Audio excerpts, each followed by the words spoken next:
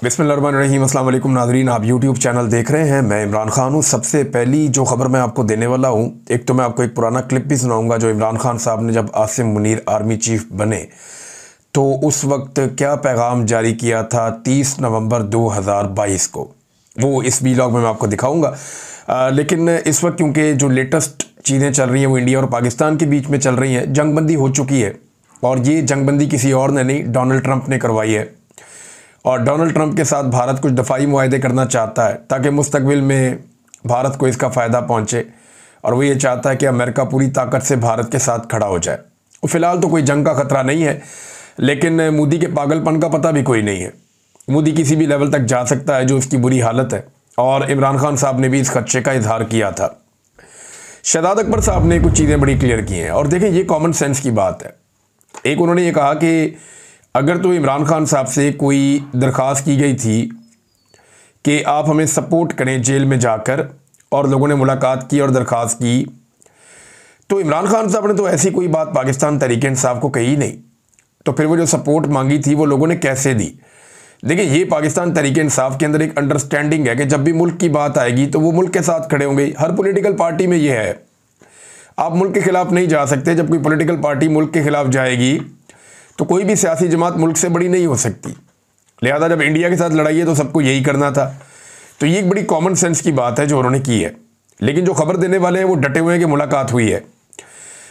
एक और पॉसिबिलिटी जिसको आजकल मार्केट में फ्लोट किया गया है, कुछ जगहों से खबरें आ रही हैं कि इमरान खान साहब को कुछ देर के लिए या कुछ दिनों के लिए गालिबन ये दावा किया जा रहा है कि उन्हें जेल से मुंतकिल किया गया था कहीं और, ताकि वो महफूज रह सकें, और वहाँ कोई लोगों ने मुलाकातें वगैरह की हैं। देखिए, इमरान खान साहब से मुलाकातें ये पहली दफ़ा नहीं हो रही। मैं माजी में आपको बाकायदा जब मेरे पास इंफॉर्मेशन थी तो बता चुका हूँ कि 2 काले रंग की फॉर्चुनर गाड़ियाँ वो जेल के अंदर एतवार वाले दिन दाखिल हुई, और 2 मुलाकातों के बारे में मेरे पास डायरेक्ट इन्फॉर्मेशन है। लेकिन मुझे ये नहीं पता कि ये लोग कौन थे जो इमरान खान साहब से मिले थे। लेकिन ये ज़रूर जानता हूँ कि ये इतने आम लोग थे कि इनके आने से पहले जेल के दरवाजे पहले ही खुल जाते हैं, फिर इनके रास्ते में कोई रुकावट नहीं होती, ये सीधा जाते हैं, और उसके बाद इनके पास फाइलें भी होती हैं। और जब ये बाहर निकलने लगते हैं तो इनकी गाड़ियां स्टार्ट होने से पहले जेल के दरवाजे खुल जाते हैं ताकि इनके ऊपर किसी की नज़र ना पड़े। ये आते हैं और आनन फानन चले जाते हैं और अंदर चंद घंटे गुजारते हैं। अब अंदर क्या करते हैं वो चीज़ें जो हैं अब किसी को नहीं पता। या तो इमरान खान जानते हैं, या वो लोग जानते हैं जिनको ये मिलते हैं, या वो लोग जानते हैं जो मिलते हैं। बहरहाल ये खबरें पुरानी हैं और ये मुलाकातें चलती रहती हैं, तो इसके ऊपर डिफरेंट किस्म की चीज़ें आती रहेंगी। हम आपके साथ शेयर कर देंगे कोई भी सॉलिड इन्फॉर्मेशन होगी तो। लेकिन अभी जिनके पास इन्फॉर्मेशन है वो कह रहे हैं जी इमरान खान साहब से मुलाकात ज़रूर हुई है। अब आप आ जाए इस बात पे कि DGISPR ने भारत के जो अज़ाइम है पाकिस्तान का पानी रोकने का, उसके ऊपर एक स्टेटमेंट दिया है। लेकिन हक़ाइक़ क्या है? DGISPR कहते हैं कि भारत पानी रोकने की हिम्मत नहीं कर सकता। अगर ऐसा हुआ तो दहाइयों तक उन्हें नताइज जो है वो महसूस होंगे।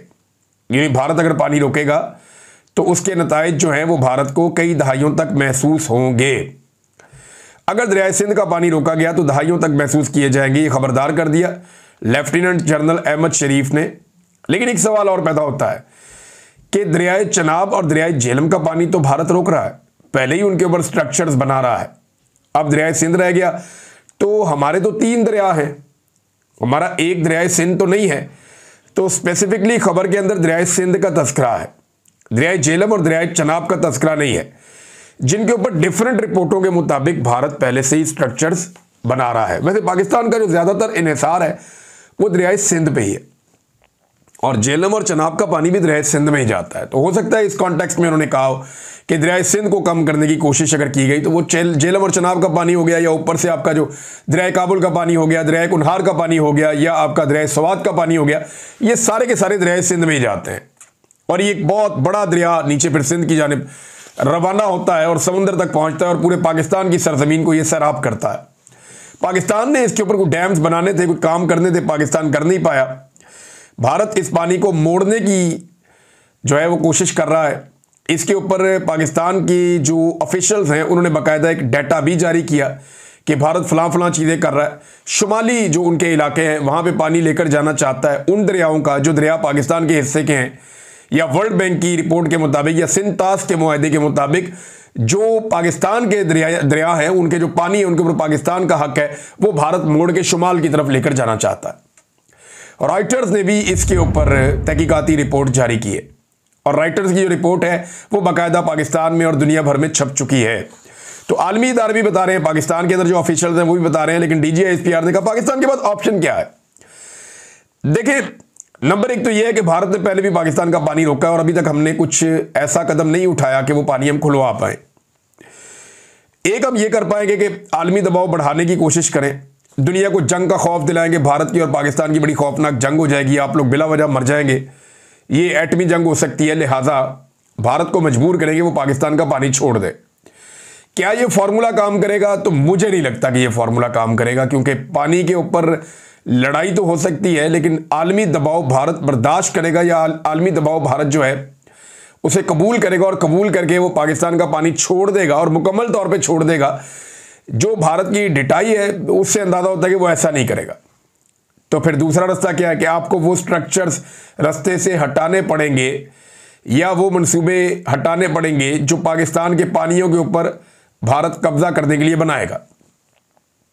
उसका जवाब आपके पास है, क्योंकि DGISPR ने बताया कि पाकिस्तान के अंदर जो डैम्स हैं या जो पावर प्रोजेक्ट हैं उनके ऊपर भारत ने बाकायदा अपने मिसाइल दागे थे, उनके ऊपर भारत ने हमला किया था, जुज़वी तौर पे उनको थोड़ा बहुत नुकसान भी हुआ था, जिसके बाद पाकिस्तानियों की तरफ से बहुत ज़्यादा ये मुतालबा किया गया कि पाकिस्तान भी उन वाटर स्ट्रक्चर्स को तबाह करे जो भारत ने पाकिस्तान के पानियों के ऊपर बनाए हैं और बिला जवाब बनाए हैं।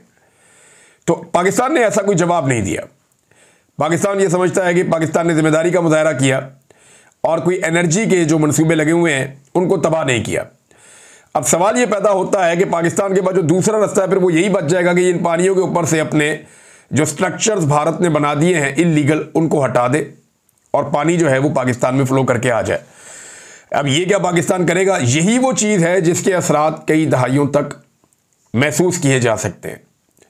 यानी इंटरनेशनल प्रेशर के असरात तो नहीं होंगे ना, वो तो होंगे 1 दिन 2 दिन 10 दिन, कई दहाइयों तक जिन चीज़ों के असरात जा सकते हैं वो फिर DGISPR का जो नुक्ता नज़र है या उनका इशारा है वो उन स्ट्रक्चर्स की तरफ से है जो भारत हमारे पानियों के ऊपर बना रहा है। तो ये एक अग्रेसिव स्टेटमेंट है अगर इसको ऐसे करके आप देखें तो। क्या फौरी तौर पे कोई जंग हो सकती है? तो इस वक्त मेरे ख्याल में भारत को ये सूट नहीं करता। भारत हो सकता है कि अगले कई महीनों तक अपने ये वाले जख्म चाटता रहे। देखिए, लड़ाई के अंदर कुछ सीखने के लिए चीज़ें पाकिस्तान के लिए भी है, कुछ भारत के लिए भी है। हमारा एयर डिफेंस सिस्टम उस तरीके से काम नहीं किया जिस तरह हमारी एयरफोर्स ने कमाल करके दिखाया। कुछ जगहों पे हमें सीखना पड़ेगा कि 24 मिसाइल भारत ने दागे, वो 24 के 24 आकर अपने टारगेट पे लगे, हम उनमें से रोक नहीं पाए। हमें भी रोकना चाहिए था। हमारे एयर डिफेंस सिस्टम को इतना तगड़ा होना चाहिए था कि हम उन मिसाइलों को रास्ते में रोक लेते। तो एक तो हमारे सीखने के लिए ये है, लेकिन भारत की एयरफोर्स के लिए तो सीखने के लिए अलिफ बे पे से काम शुरू हो गया। उनका तो बेड़ा ही गर्क कर दिया ना, उनके तो तबाही फेर दी पाकिस्तान की एयरफोर्स ने। ऐसे लग रहा था खुश्क पत्तों की तरह उनके जहाज गिर रहे हैं। और ये पाकिस्तान के वजीर खारजा ने कहा कि हम ज्यादा भी गिरा सकते थे, लेकिन हमने तहम्मुल का मुजाहरा किया जिसकी जरूरत कोई नहीं थी। जब कोई दुश्मन चढ़ ही गया आपके ऊपर आके, उन्होंने मिसाइल ही मार दिए, तो फिर तहम्मुल की क्या जरूरत थी? जहां 5-6 गिराए वहां पे 15 गिरा देते। जरा भारत को भी पता चलता, पूरी दुनिया में आवाज जाती कि जनाब पंगा लेने का नुकसान क्या होता है।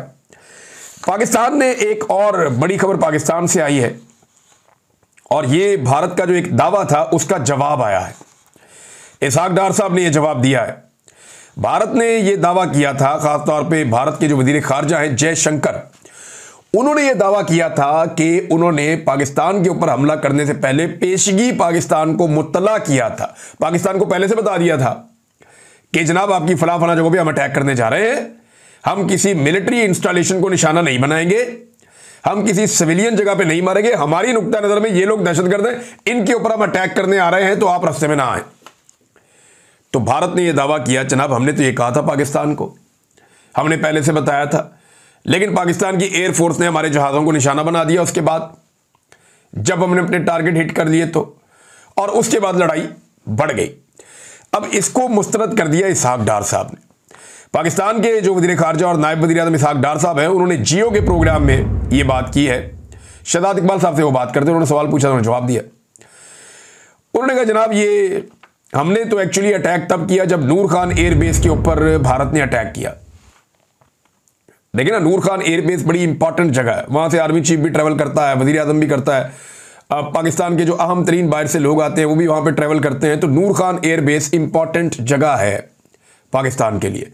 जब भारत ने वहां पे अटैक किया 9 मई की रात को, तो फिर 10 मई की सुबह पाकिस्तान ने जवाबी हमला किया भारत के ऊपर। उससे पहले पाकिस्तान जवाब नहीं दे रहा था।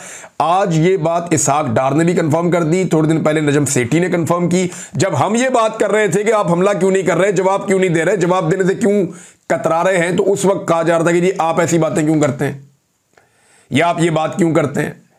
कई लोगों के ऊपर तो विचारों में पर्चे हो गए इस चक्कर में। लेकिन जो सही बात है वो यही है, आज सब तस्लीम कर रहे हैं कि पाकिस्तान जवाब नहीं देना चाहता था, ना पाकिस्तान का कोई इरादा था। पाकिस्तान ने इंतजार किया जब भारत ने मिसाइल मारे नूर खान एयरबेस पे और एक बड़ा हमला किया जिसमें डिफरेंट एयरबेसेस को वो निशाना बना रहा था, तो तब पाकिस्तान ने फिर टका कर जवाब दिया भारत को। और वो जो जवाब है वो ऐसा जवाब है जिसको भारत याद रखेगा। तो ये इसहाक डार साहब ने कह दिया इसके ऊपर, क्योंकि उन्होंने कहा जी हमने पेशगी इतला दी थी। तो इसमें डार साहब ने बताया कि जनाब हमें किसी ने कोई पेशगी इतला नहीं दी थी, और सीज फायर के लिए पहला फोन 10 मई को अमरीकी वजीर खारजा का आया था, जिन्होंने बताया कि भारत सीज फायर पर तैयार है। अब अमरीकी वजीर खारजा ने, लाजमी बात है, वो रब्ता किया, लेकिन शहबाज शरीफ साहब से तो नहीं किया होगा, क्योंकि शहबाज शरीफ साहब से किया होता तो वो ये कहानी सुना चुके होते। उन्होंने तो बताया जी उनको सिर्फ आर्मी चीफ का फोन आता है रात को 2:30 बजे, फजर की नमाज के बाद वो स्विमिंग कर रहे होते हैं, तब उन्हें इतला मिलती है कि जनाब भारत ने कह दिया कि सीज फायर हो जाए। हालांकि अमेरिका को जो अप्रोच किया भारत ने, वो पाकिस्तान भारत के टाइम के मुताबिक सुबह को 9 बजे के करीब किया था। तो इनको सुबह नमाज के बाद कैसे ख्वाब आ गया, तो बड़ी अजीब कहानी है। मुल्कों के बीच में कुछ ऐसे राब्ते भी होते हैं जिनको कभी बताया नहीं जाता कि ये राब्ते चल रहे हैं। बहरहाल पाकिस्तान ने मुस्तरद कर दिया ये दावा भारतीय वजीर खारजा का कि पाकिस्तान को भारतीय वजीर खारजा ने कोई हमले की इतला पेशगी तौर पे दी थी कि इस तरह का हमला किया जाएगा, क्योंकि इससे तासुर जाता है जैसे कोई नूरा किश्ती चल रही थी, इससे तासुर जाता है जैसे कोई रल मिल के इन्होंने कोई गेम डाली है।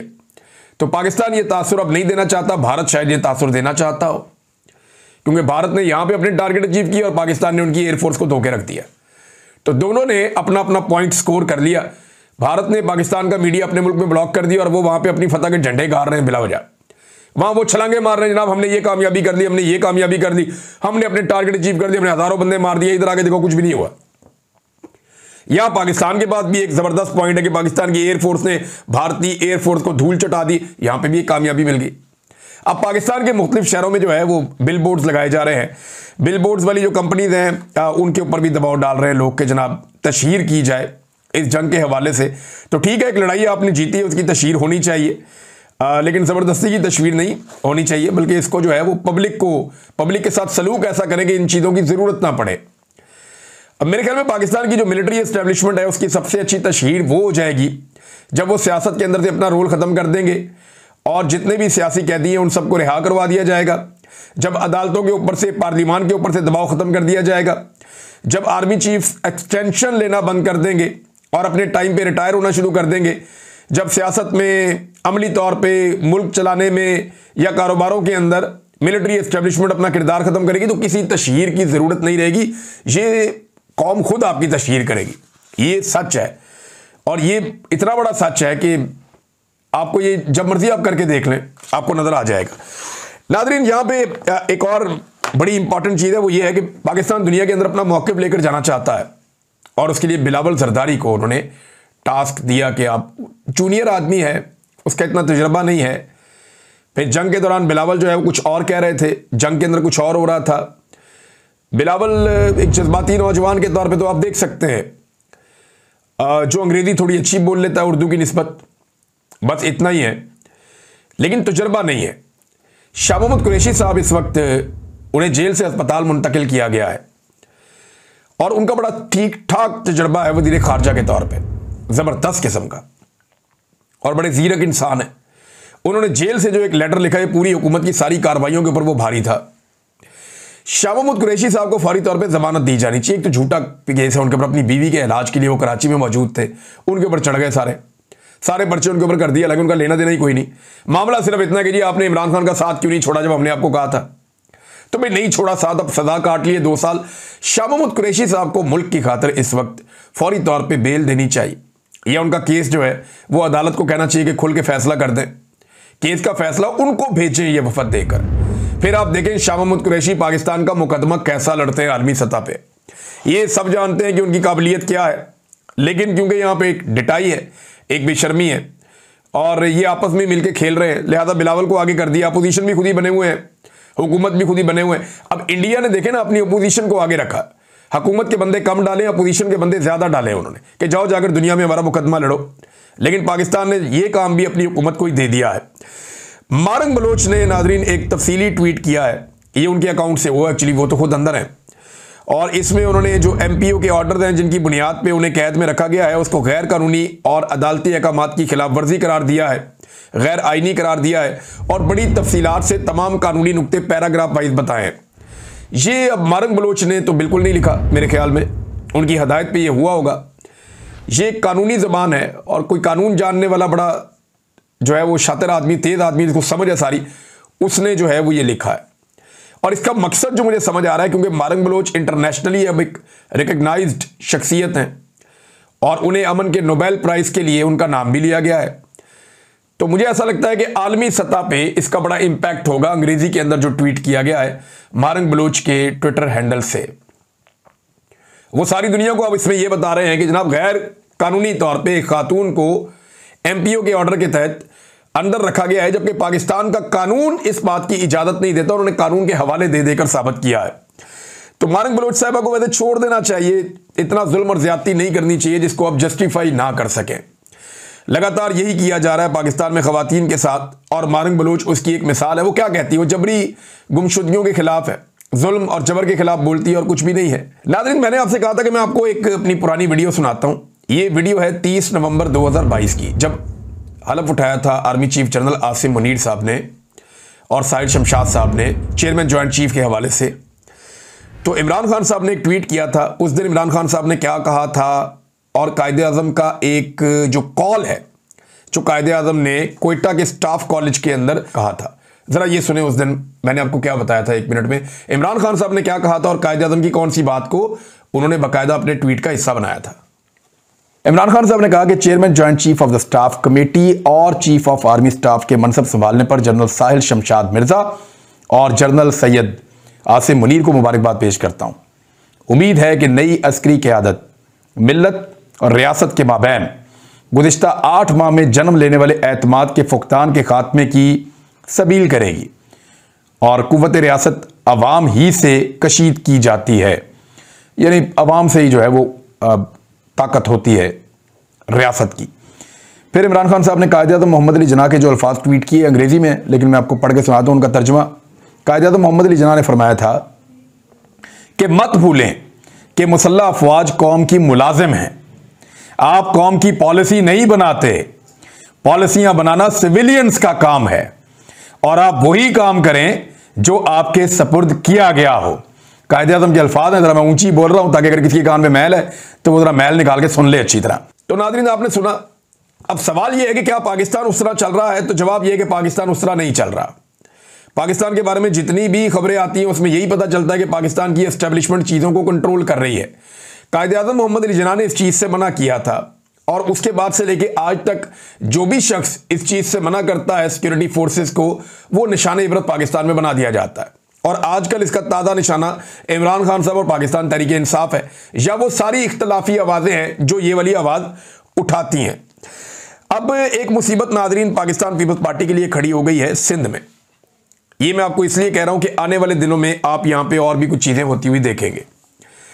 सिंध में असल में जो सियासत की है ना पाकिस्तान पीपल्स पार्टी ने, वो सारी की सारी की है भुट्टो के नाम के ऊपर।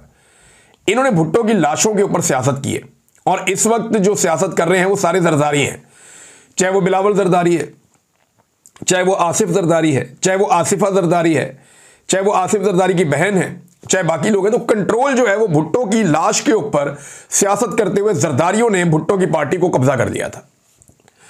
अब मीर मुर्तजा भुट्टो का बेटा और जुल्फिकार दी भुट्टो का पोता मीर जुल्फिकार भुट्टो जूनियर ये मैदान में आ गया।